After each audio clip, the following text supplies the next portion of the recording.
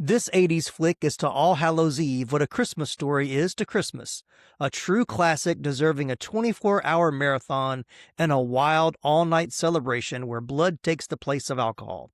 Director Tom Holland's heartfelt homage to vampire movies breathed new life into a horror subgenre that was sadly starting to fade away, much like an undead creature of the night. It brought the vampire back into the spotlight, setting the stage for other nostalgic blood-sucking hits of the era, such as The Lost Boys, Near Dark, and Bram Stoker's Dracula. So grab your binoculars, a crucifix, and a garlic necklace as Chris Adams and I discuss Fright Night from 1985 on this special Halloween episode of the 80s Flick Flashback podcast.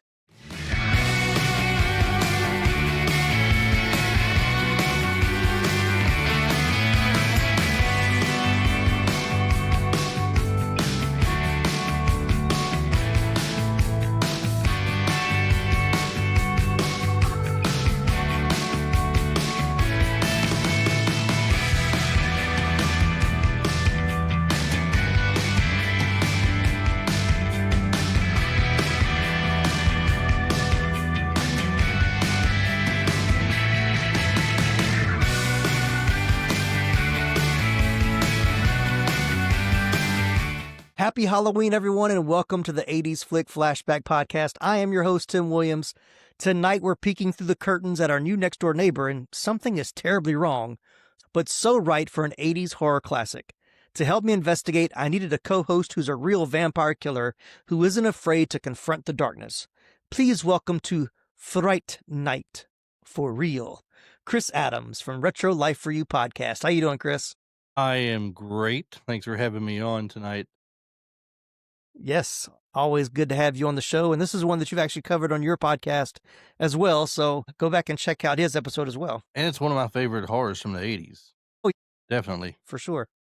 I think this time last year, I was like, I've got to do this one next year. We had run through all of the Halloween films at the end of last year. So I was like, now I can get into some other horror movies that I actually watched when I was younger. So, but while we're talking about that, when did you see Fright Night for the very first time?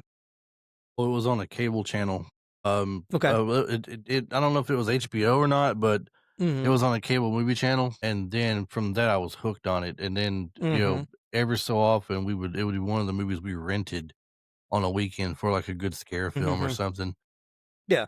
It was easier to get my mom to rent Fright Night than it was Friday the 13th or, Elm Street or something.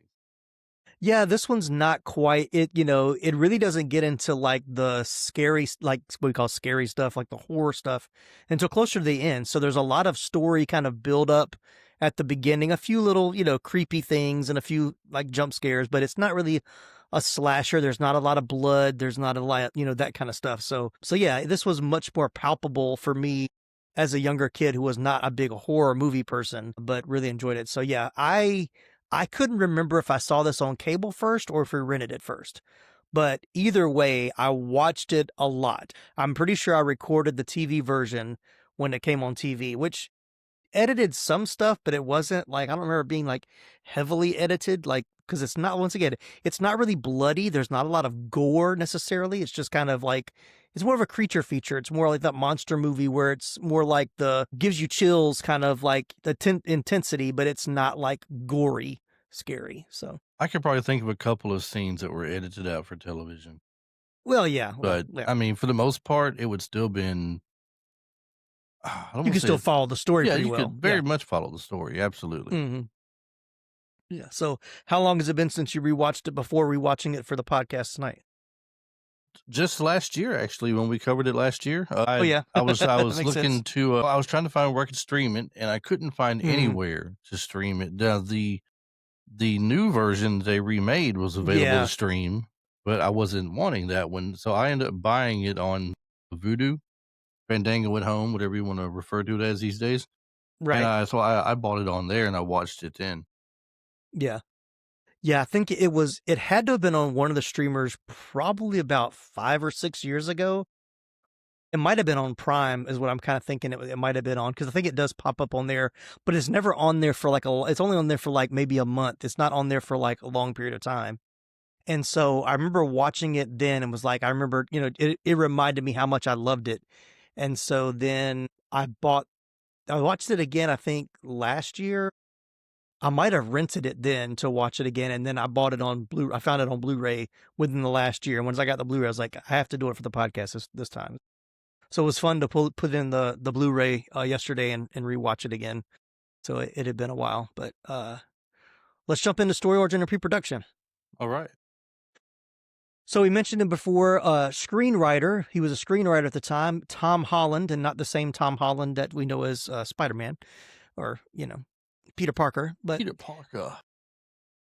Screenwriter Tom Holland first conceived the idea for Fright Night while writing Cloak and Dagger, another great underrated 80s movie, amusing himself with the premise of a horror movie fan becoming convinced that his new neighbor is a vampire. But the idea stalled right there. As Holland put it, what's he going to do? Everybody's going to think he's mad. That single problem kept the story percolating in his mind for an entire year. The breakthrough finally came when Holland was discussing the idea with a studio executive. It suddenly clicked. Of course the kid wouldn't go to the police. He's obsessed with horror movies, so he'd seek the help from his local TV horror host. The minute Holland conceived the character of Peter Vincent, the great vampire killer, he knew he had the story. Charlie Brewster was the engine, but Peter Vincent was the heart. With that key character unlocked, the script flew out of him. Holland wrote the first draft in just 3 weeks, claiming he was literally on the floor kicking his feet in the air in hysterics the entire time. He was also determined to direct this one himself, as he was deeply disheartened by what had been done to his previous screenplay, Scream for Help, which I've never heard of. Holland had built up enough clout from writing Class of 1984, Psycho 2, and Cloak and Dagger that Columbia Pictures agreed to quote-unquote take a chance on the hot screenwriter kid, never figuring Fright Night would become the massive hit that it was. Once the cast was in place, Holland, who began his career as an actor, gave them the luxury of 2 full weeks of rehearsal. They blocked out every scene and performed the entire film like a stage play, even writing detailed biographies of their characters to fully grasp their motivations.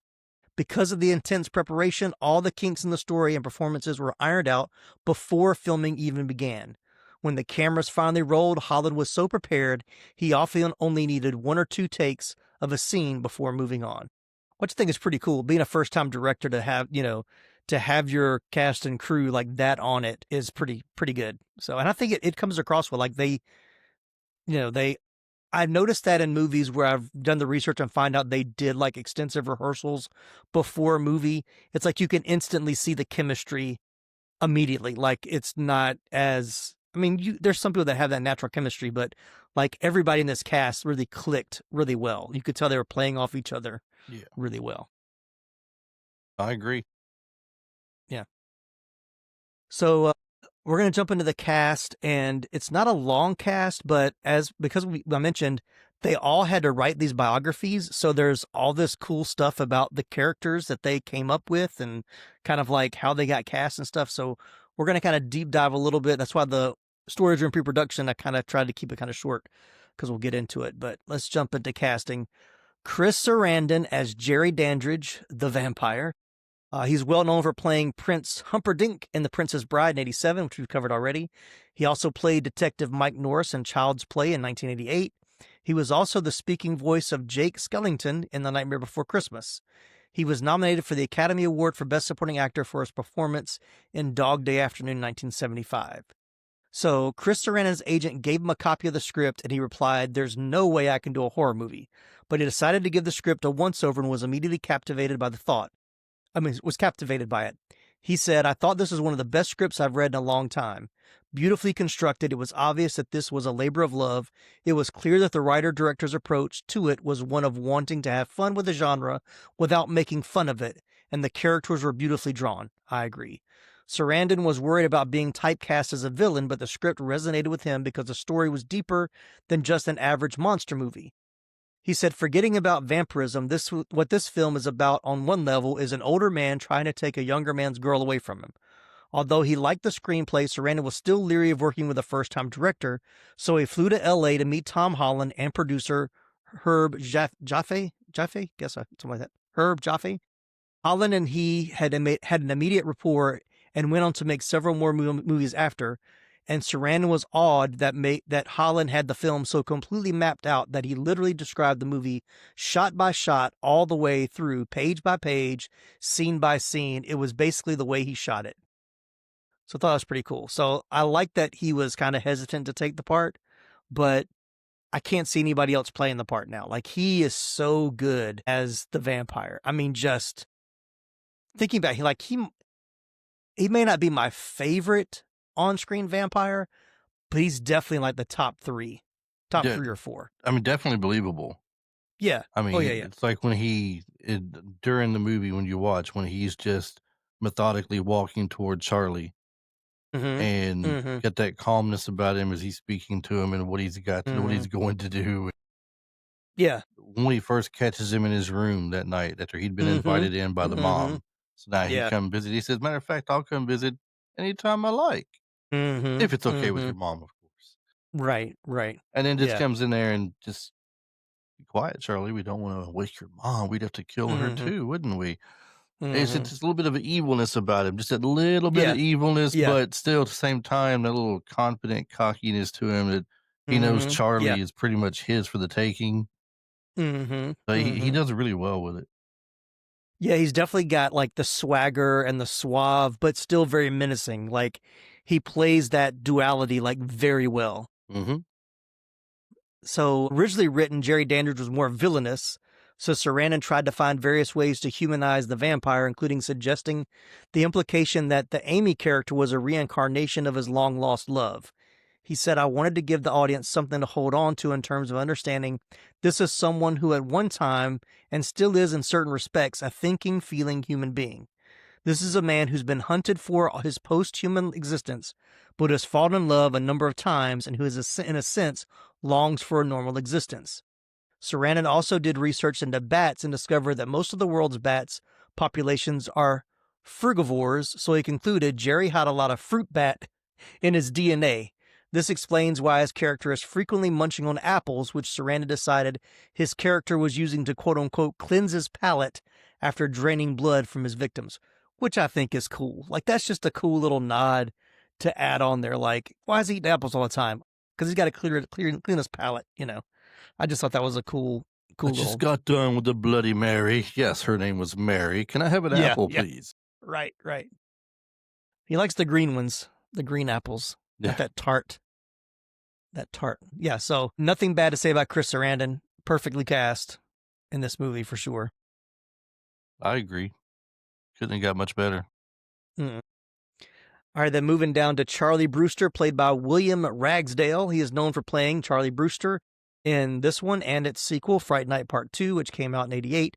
He's also well known as playing Herman Brooks on the TV series Herman's Head from 1991 to 1994 on the early years of Fox. And I remember Mhm. watching Herman's Head. That was a fun show. Like, that was Inside Out before there was Inside Out. That was the night where they'd have Herman's Head, they'd have the Tracy Ullman Show, the Gary Shandling Mm-hmm. Show. Yep. There was another show, I can't remember what it was called. It's like they were realtors or something along those lines, and they were a married couple. I just I could see the 2 people standing out in my mind, but I can't think of the name of it to save my life, but I do remember those days of Yeah. early Fox TV. Remember Parker Lewis Can't Lose. Yeah, Of course, in Living Color. But yeah, Herman's Head was one that I really liked. I enjoyed that one. William Ragsdale actually auditioned to portray Rocky Dennis in Mask, but he lost the role to Eric Stoltz. Casting director Jackie Birch remembered his audition though and thought he would be the right person to portray Charlie Brewster. Ragsdale auditioned several times and ultimately received the news that he had landed the part on Halloween night in 1984, beating out several other future stars like Charlie Sheen. Now, when I saw that, I was like, okay, that must be one of those little rumors that people just want to put somebody that was famous at the time. But I found another spot where Tom Holland actually commented on it. He said they didn't go with Charlie Sheen because, quote unquote, Charlie Sheen was a hero type. Ragsdale in playing Charlie Brewster was the guy next door. And I can see that. Like right. Charlie Sheen, and yeah, I mean, he's played kind of like the normal kid, but he has a different way of carrying himself. So I think Billy Ragsdale, William, however you want to call it, Ragsdale, he really personified that kid next door more so than I think Charlie Sheen would have. Definitely. But yeah, he was good. I mean, I liked him as a character and an actor. You know, I'm surprised he didn't do if more than that. if I was to pick somebody other than Ragsdale at the time who wasn't really the hero type at the time Mm, anyway, but wasn't Robert Downey Jr. around that time as well, doing a few things? Yeah, but that's not really the character he was playing. I mean, he was still kind of not swarmy, but he was kind of the mouthy character. You know, he was still kind of like, he was really more of a sidekick character. He never Would he really, have been a he better Evil Ed than he would have Charlie? yeah, yeah, he would have been a better Evil Ed for sure. Sorry, I needed to sip on my water. So, water, yeah. And then we got Roddy McDowall as Peter Vincent. McDowall played Cornelius and Caesar in the original Planet of the Apes film series, as well as Galen in the short-lived spin-off television series. His other notable film roles included Orson Welles' Macbeth in 48, The Longest Day in 62, Cleopatra in 63, The Greatest Story Ever Told in 65, That Darn Cat in 65, Inside Daisy Clover 65. He did a lot of 65. Bedknobs and Broomsticks in 71, The Poseidon Adventure 72, The Black Hole in 79, and Overboard in 87, and A Bug's Life in 1998. So he's, very well known. The Peter Vincent character was named after horror icons Peter Cushing and Vincent Price, and Holland specifically wrote the part for Vincent Price, but at this point in his career, Price had been so badly typecast that he had stopped accepting roles in horror movies. Guy McElwain, the head of Columbia Pictures, suggested Roddy McDowall for the part. McDowall had already starred in the Holland-penned film Class of '84, so Holland was immediately receptive to the suggestion. He said he understood the part and he also understood what he could do with it, and he really wanted it. McDowall was particularly interested in the genesis of the character. He said, in the film, I performed as being in my late 20s or early 30s in the film clips of my old movies all the way up to my 60s when I'm this washed-up has-been.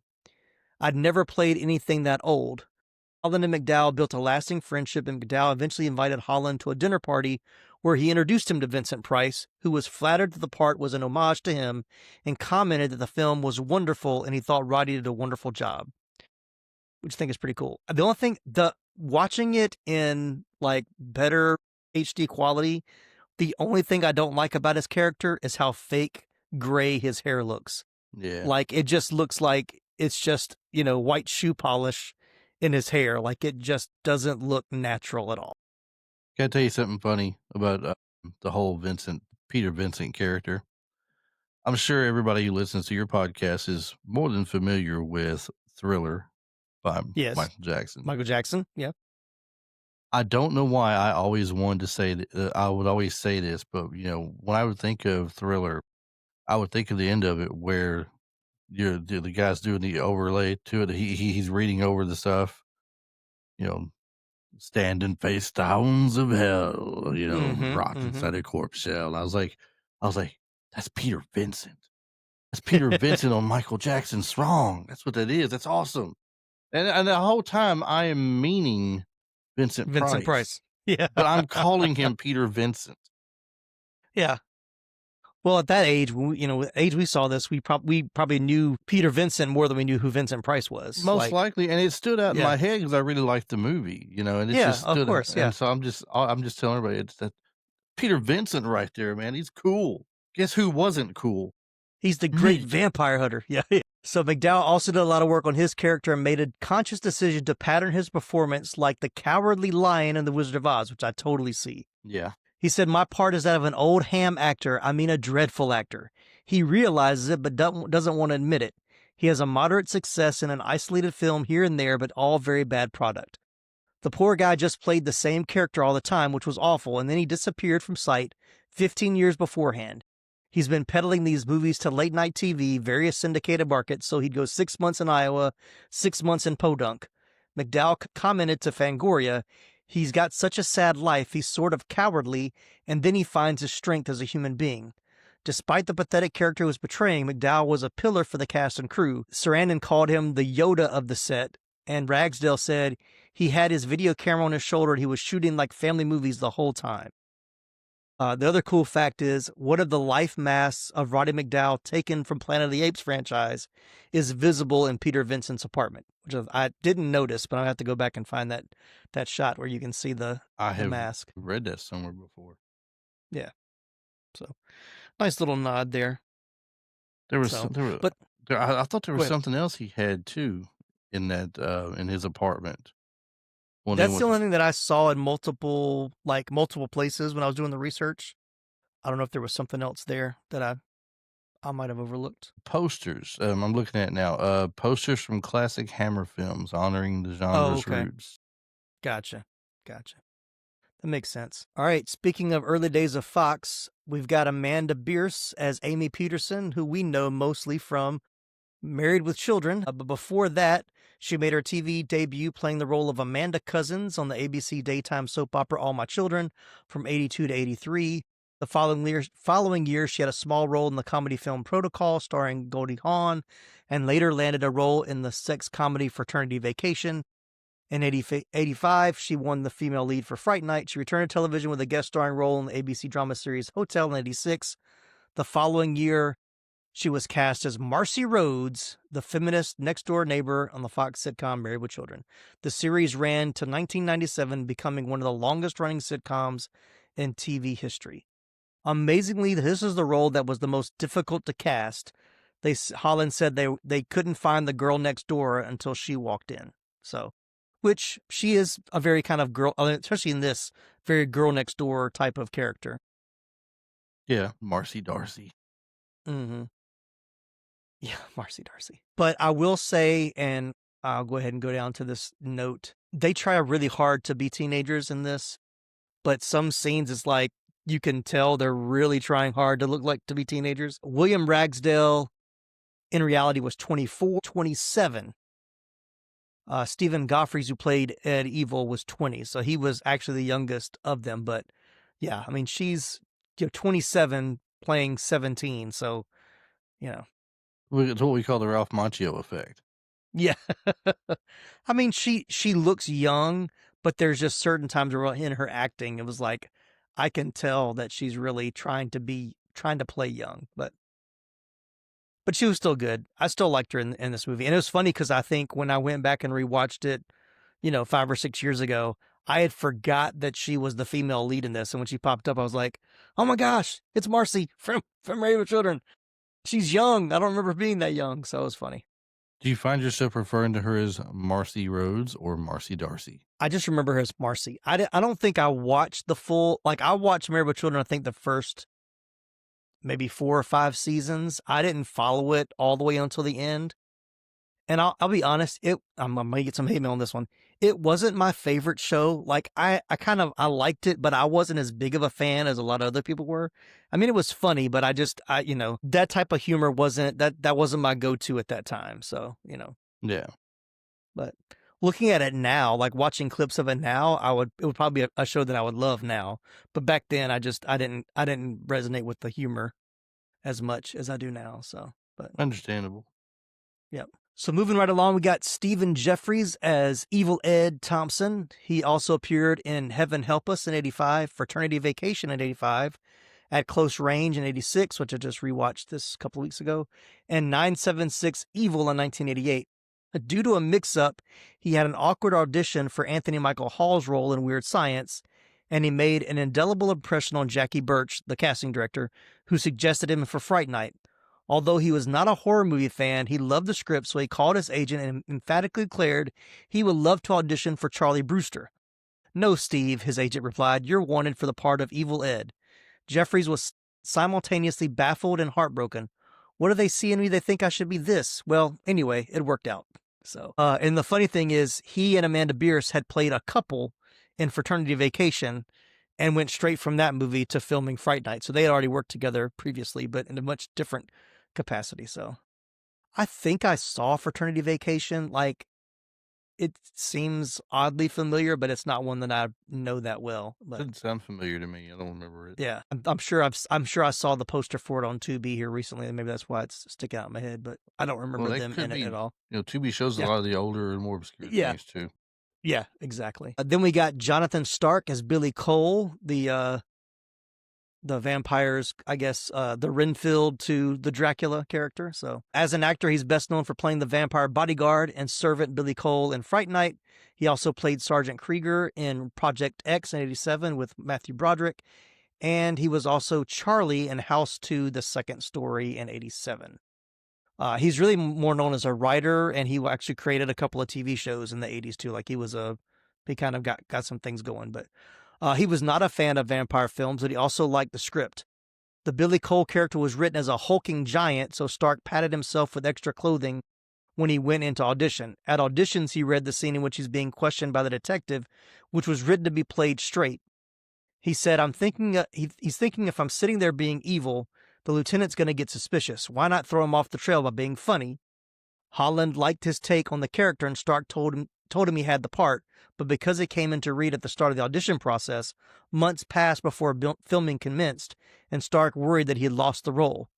The gap worked to his advantage because he was able to give him time to hit the gym and bulk up so he wouldn't have to wear padding in the film.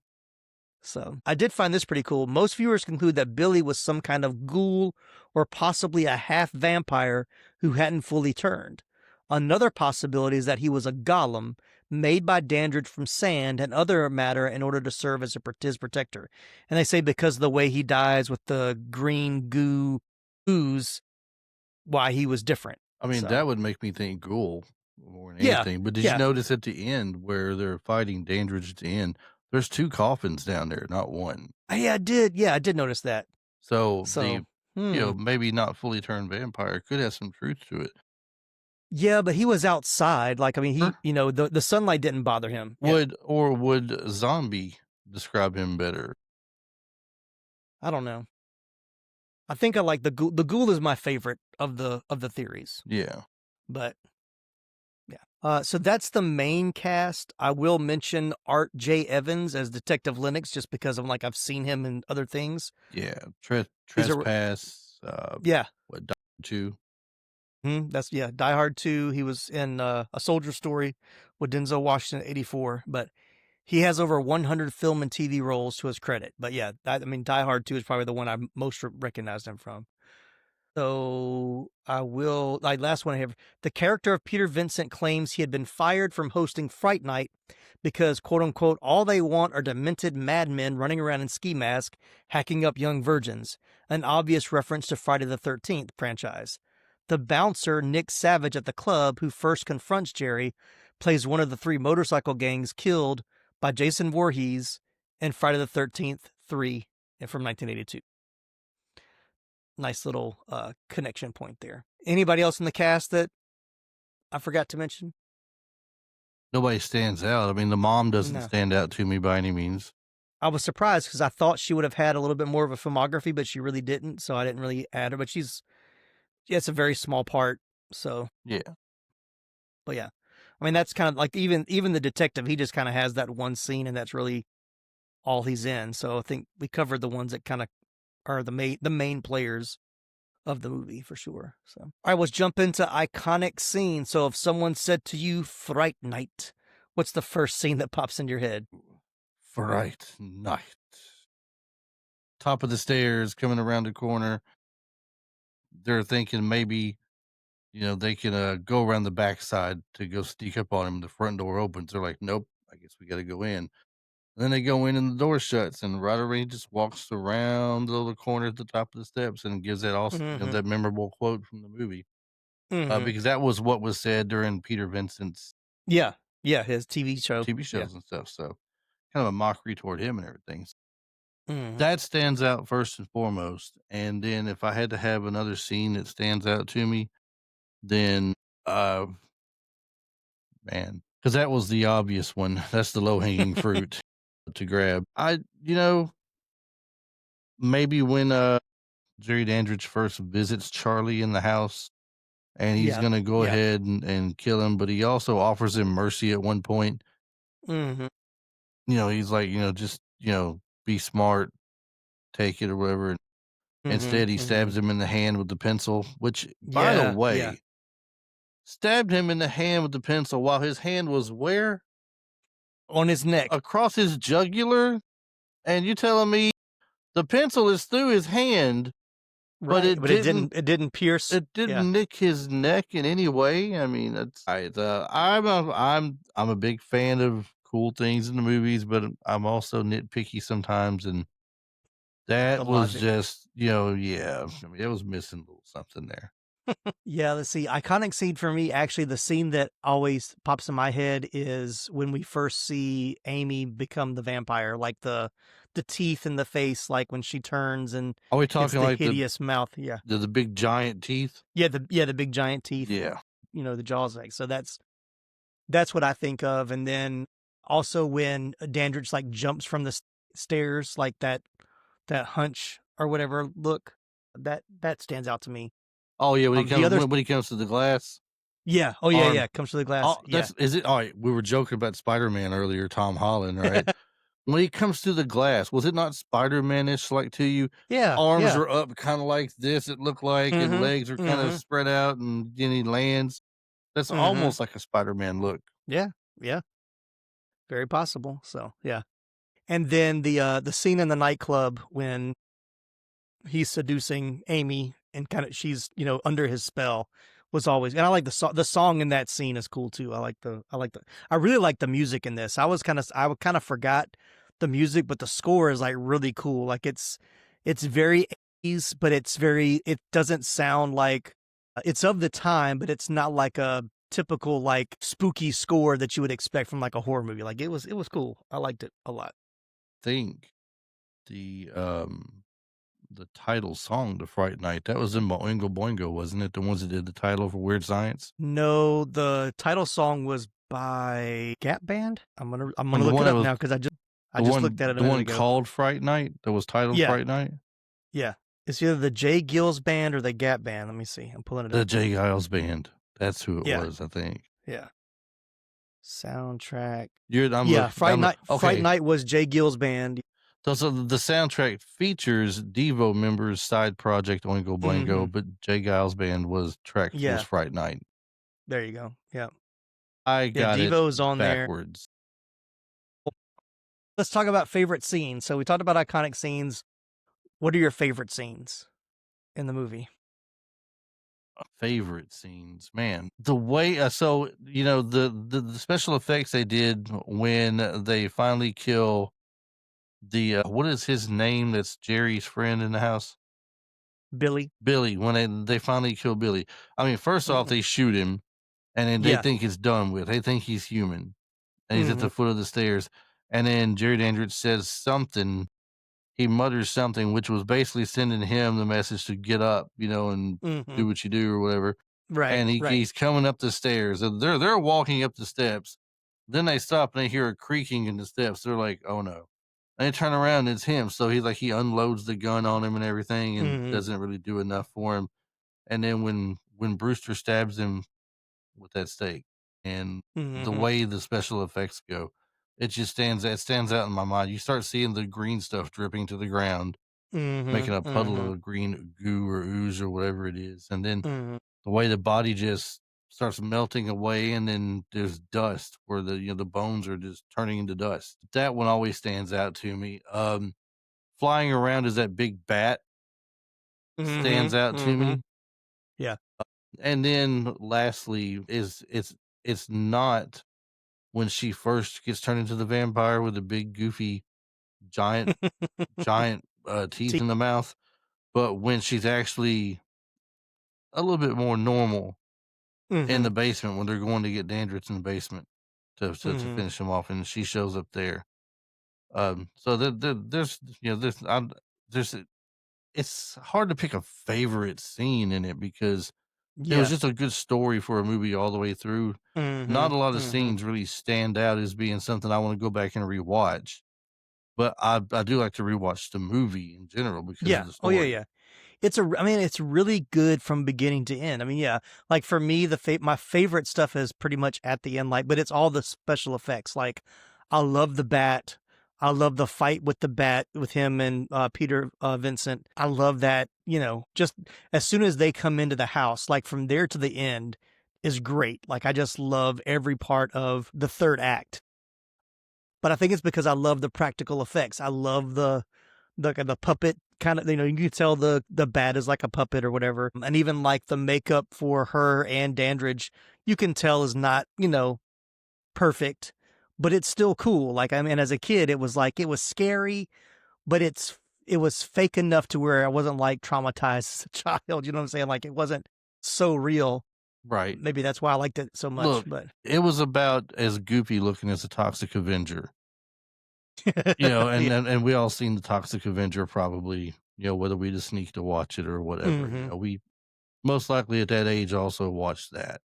Mhm. And so he just looks like a little bit better version than the Toxic Avenger, probably.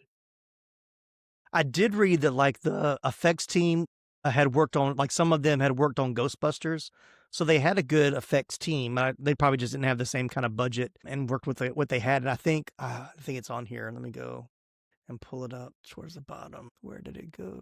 Oh, yeah, here we go. While blocking a scare scene, director Tom Holland asked visual effects man Randall William Cook if he could devise a quote unquote shark mouth for one of the vampires. There was neither time nor money left in the budget to create an elaborate prosthetic, but Cook agreed to concoct a rig over a weekend with the proviso that it would only be seen on screen for a few seconds. Ultimately, the crudely made mouthpiece was not only featured extensively in the film, it was also utilized in the movie's famous poster art, which is true. Like, Mhm. the poster is, you know, not my favorite.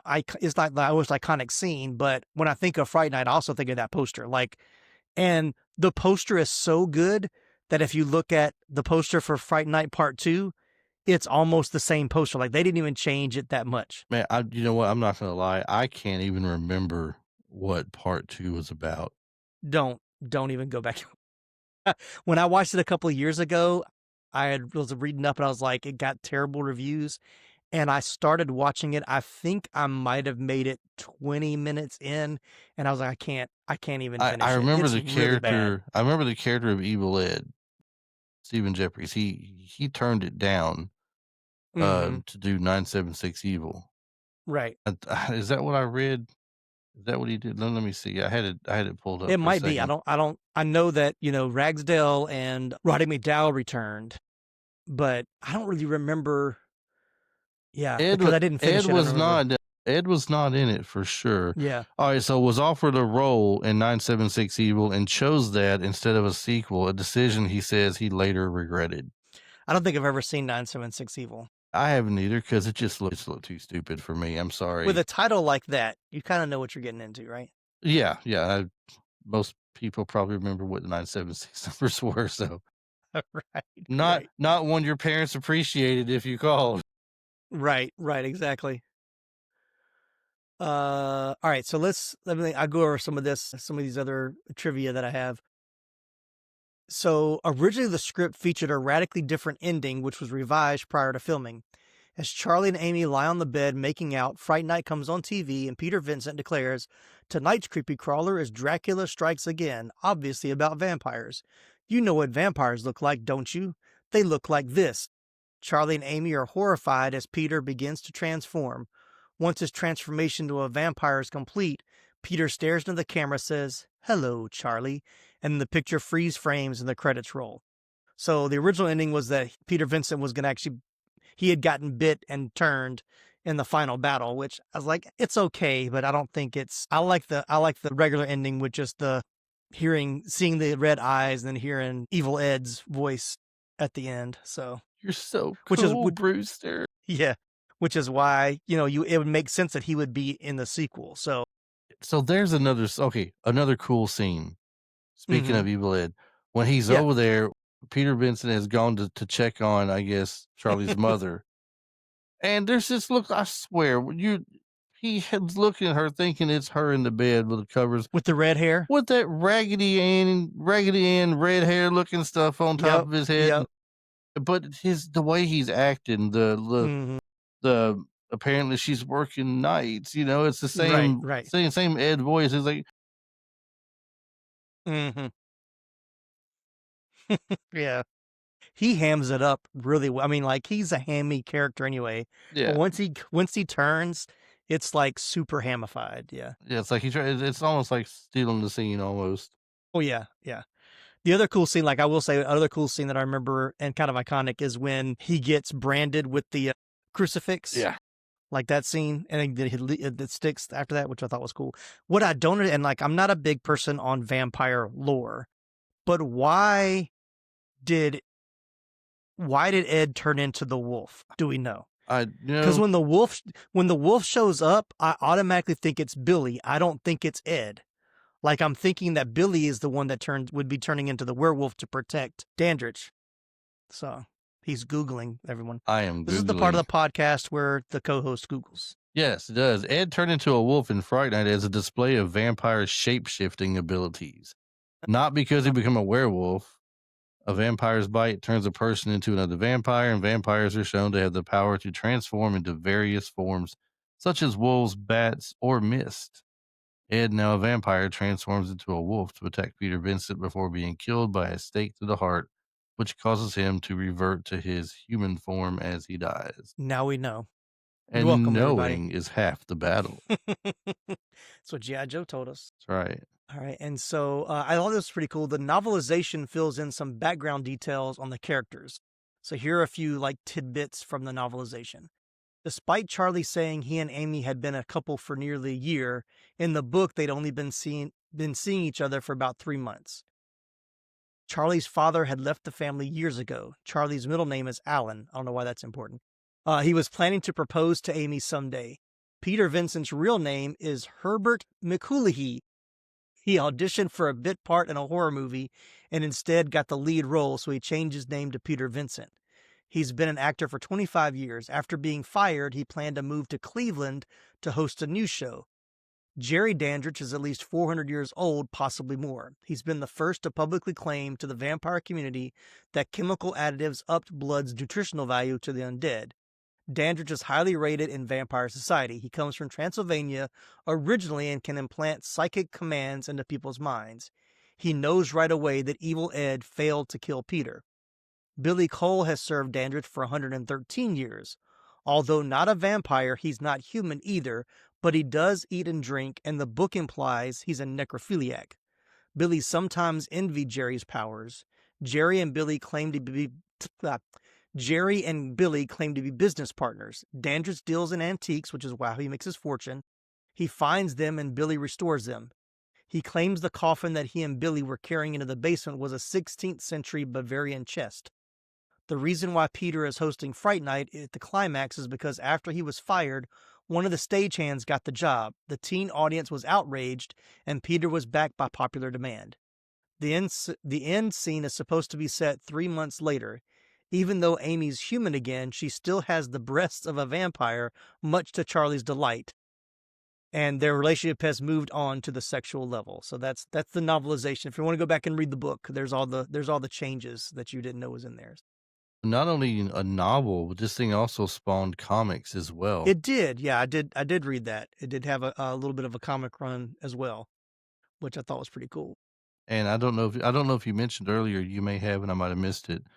Did you mention that it was the highest grossing horror comedy of '85? Yes. Well, I'm No. getting to box office. We haven't got there yet, but yeah. Well, question. I mean, I'll ask you when you get to box office. Never mind. Okay. I'm just gonna give this last little trivia tidbit, which I noticed. I don't know if I had noticed it before, but I noticed it this time. In one of the old movies of Peter Vincent, you can see how bad of a vampire vampire hunter he is, because in one scene he goes after the vampire and he's holding the stake backwards. So the flat end is in the front and the spike is behind him. And I saw it this time. I was like, that's funny. I kill him. Now, I didn't put this in the notes, but I kind of want to mention it now. There was talk of like why when Peter Vincent is like driving the stake into Dandridge when he's in the coffin at the end, why it doesn't kill him. And there are two theories. One is that it has to be pure wood. And because they use the stakes from like the legs of a table or whatever, it might not have been pure wood, but some kind of cheaper wood mixed material. So because it wasn't 100% wood, it didn't work. The other thing was because Peter Vincent wasn't a real vampire hunter and he was so scared, he was probably not going into his heart. He was just going into his chest, which is why it didn't work. So, but people think it's more of the type of wood because he uses the same kind of stake on Evil Ed as the werewolf. And because that doesn't kill him either, they also think that's what it is. So thought that was interesting. Let us know what you think in the comments. So All right, let's jump into box office. Fright Night opened on August 3rd, 1985 with solid box office numbers, landing at number 3 on the weekend box office behind Back to the Future and National Lampoon's European Vacation, respectively. It did beat out the other 2 new releases, Weird Science at number 4 and Follow That Bird at number 9. It performed the best of any horror film released during the summer of 85, and it was the second highest grossing horror film of 85, surpassed only by Nightmare on Elm Street 2, Freddy's Revenge. So, what question did you have?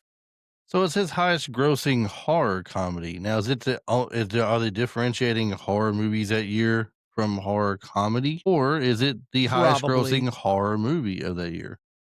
No, because Nightmare on Elm Street 2 was the highest grossing. All right, so they're definitely distinguishing the difference in. Yeah, you wouldn't consider that a comedy. This one is, I mean, it has some funny moments, but I don't really think of it necessarily as a comedy. So it's interesting how they term things. So yeah. Now it's time to take a look at how well this 80s flick holds up today. The rewatchability nostalgia meter is our way of measuring how enjoyable a movie is for repeat viewings, along with the waves of nostalgia it brings. Here's how it works. It's a 1 to 10 scale. Any number between 1 and 10 will do. Here are a few parameters to help you decide. At the bottom of the meter is a number 1, which basically means I saw it once, and that was enough. In the middle at number 5 is a good rewatch every couple of years, and the highly coveted at the top of the meter, number 10, highly rewatchable and full of nostalgia. So, Chris, where does Fright Night rank for you on the rewatchability and nostalgia meter? I think I give it an 8 because I like watching the movie. I mean, I watch it practically every year around Halloween. There are certain ones every year that I'll pick up and watch. And Halloween, I mean, this is one of them. Maybe Elm Street 3 or 4, or the original Elm Street, for sure. Yeah. And maybe a couple of others stand out to me if I'm in the mood. Like there was one called Trick or Treat. There's actually 2 different movies. You might get them confused. One's Trick or Treat, like Trick or Treat. Yeah, and then there's Trick or Treat, which has Mark Price in it. Okay. Skippy from Family Ties. Yeah. That's a fun one to watch at Halloween time too. So, and it's one of those movies like Fright Night in a sense. It's not about vampires, but it's not your franchise type horror movies like Friday the 13th and Halloween and Nightmare on Elm Street and such. It's kind of a standalone kind of movies. Gotcha. But yeah, definitely an 8 for me. I like it. Yeah, I think I'm going to give it an 8.5. It's not quite a 9 yet, but now that I think now it's going to kind of be now that I own it, it's going to go in my yearly rotation because it is one that I think I'm going to want to watch every year. Like I tend to watch Lost Boys every year. I tend to watch Monster Squad every year. The franchise ones, it's hard to watch those and everything else because I want to watch all of them. So I usually just kind of pick like one of the Friday the 13th or one of the Nightmare on Elm Streets to watch. But yeah, this is definitely one that I think is going to go into my heavy rotation. So it might be a 9 in the next couple of years because I'll be watching it more. But for right now, I'll give it 8.5. So, well, let us know where you think Fright Night should rank on the rewatchability nostalgia meter. You can send us an email or tell us on social media, or you can leave a comment right here on YouTube if you're watching us on the YouTube channel. Well, Chris, I appreciate you joining me for this episode of the 80s Flick Flashback podcast and talking about Fright Night. So I know you guys have been covering some horror movies from the 90s and the 2000s. So, well, what did you get? 90s. 90s, just 90s. All right. Yeah. Well, fill us in. What have you been talking about for the month of October? Well, we went 90s this year, where last year we did more 80s stuff. So this year we decided to go along the lines of what we were calling kind of like the 90s teen slasher kind of, rebirth of the slasher. The resurgence of So we went, I mean, this one might not be a resurgence of a slasher, but we did House on Haunted Hill. We did, I Know What You Did Last Summer. We done John Carpenter's Vampires. Oh, yeah. You're going to make me, I'm going to have to pull this up and tell you for certain. I should know this. We just did it this month, right? It shouldn't be that hard to remember all of them. The Faculty. Oh, yeah. Yeah, that's a good one. And then what's coming out this week is the last one. There was 5 weeks, 5 Thursdays for us in the Mhm. month of October. So the 5th and last one is, to me, the most important one of the 90s that restarted everything again, and that was Scream, the first Scream Of movie. course. Yeah. Yeah. I love the Scream franchise. Yeah. The good ones and the bad ones. I The love them all. the thing about the first Scream movie is that it was so great that you didn't know every time you thought you had it figured out, Mhm. they Mhm. swerved you again and Yeah. showed I you love a like, good whodunit. Yeah. yeah, that's exactly what it's like, 'cause you're thinking it's, "Oh, well, it really is Billy, it really is Billy." Then you're like, "He was locked up and the guy called again." And then Right. later Right. toward the end, she says, "Who'd you call with your one phone call?" You know, like, "It was him again," you know, then you see the guy come in and, you know, kill him. And you're like, "No, it's not him after all." You're just bouncing back and forth on who it can be. And then when you find out the ultimate payoff at the end, it was just Mhm. amazing. A very well Yeah. written story. So, yeah, we went with the 90s and everything, and we're done with that now. We're moving on, and we're just going to start tackling some of the regular movies again. I think come December, we're going to try and get a couple of Christmas type movies in. Okay. Uh, when I say Christmas type, I mean it's like Christmas time maybe in the movie. Batman Returns. It's got a Christmas Yeah. feel to it, and Yeah. we're supposed to get Travis McKenna to come back on. He's gonna talk Oh, Batman with us nice. because he was one of the killer clown things the Penguin Mhm. had. Yeah. And Yeah. then, if well, I don't wanna mention the other one because it might not happen, and I don't wanna make myself Okay. look stupid, but, you know, there might be something else happening that month. All right, cool. Well, stay tuned and definitely check out Retro Life for You podcast with Chris. He's always got some good episodes and look forward to what he's got coming up still. So, well, if you enjoyed this episode, please leave us a 5-star review on Apple Podcasts. Be sure to follow or subscribe so you never miss an episode. Jump online and visit the website 80sflickflashback.com and our T Public store for some awesome 80s Flick Flashback merch and original designs. Thanks again for listening. Thanks for tuning in. Thank you, Chris, for being here. I'm Tim Williams for the 80s Flick Flashback podcast. You're so cool, Brewster.